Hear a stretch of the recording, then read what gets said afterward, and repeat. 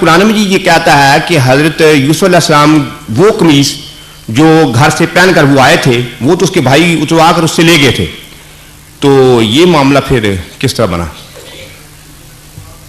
حضرت یوسف علیہ السلام جو دعا پہ سوال اٹھایا ہے، اصل آیت پڑھی ہے مجھے پہلے، پھر میں آپ کو یاد آ جائے گی ساری بات. وہ آیت جس میں بیدامن کاظمن کے لفظ آتے ہیں پہلے حصے میں، سارا تو مجھے حفظ نہیں ہے. جب انہوں نے خون میں لثپت کپڑے پیش کیے ہیں، تو وہ کس طرح آپ کو پتہ لگا کہ یوسف کی وہی قمیص تھی جو آپ لوگوں نے پہنی ہوئی ہے؟ وہ کہتے ہیں وہ اس پہ تو خون تھا ہی نہیں. قرآن یہ کہتا ہے کہ وہ آیت رات کو جھوٹی کے خون کے اوپر قمیص کے خون لگا وہ اصل آیت جب تک نہ ہو اس وقت تک اس مضمون پہ بحث نہیں ہو سکتی، کیونکہ اس کے حضرت مسلم موعود نے جب یہ تفسیر پیش کی تو تفسیروں میں بعض دفعہ امکانات پیش کیے جاتے ہیں. ہو سکتا ہے ایسا ہوا ہو، جی، اس کا مطلب یہ نہیں ہوتا کہ وہ قطعی فیصلہ ہے جس کے خلاف کوئی امکان نہیں ہے.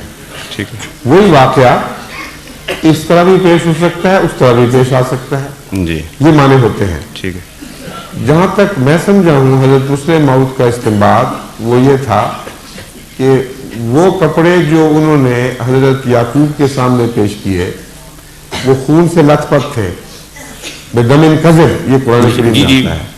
تو جنہوں نے جھوٹا خون بنایا ہے انہوں نے ہو سکتا ہے یہ اسکیم بنائی ہو کہ ہم اس کو بجائے اس کے کہ کپڑے اتار کے اندر پھینکیں، اس کا ایک جوڑا ساتھ لے چلتے ہیں اور اس کو خون میں بھگو کر لت پت کر کے وہی دکھا دیں گے.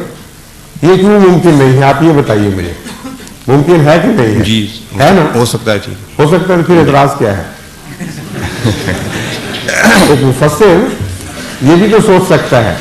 چال باز لوگ تھے، انہوں نے جہاں جھوٹا خون بنا لیا وہ جھوٹے کپڑے بھی تو بنا سکتے تھے. قمیض لے کر گھر سے چلے ہوں گے کہ یہ جا کر پیش کریں گے. دوسری صورت میں یہ عجیب لگے گا کہ انہوں نے اس کی قمیض اتروائی اور پھر پھینکا نیچے. ان میں کچھ رحم دل بھی تھے. ان میں سے جو بڑے تھے ان کے متعلق قرآن کی گواہی دیتا ہے کہ وہ صاحب فہم تھے، نسبتاً متوازن دماغ کے تھے. چنانچہ وہاں بھی انہوں نے یہی کہا کہ ہم واپس نہیں جا سکتے، باپ کو کیا منہ دکھائیں گے.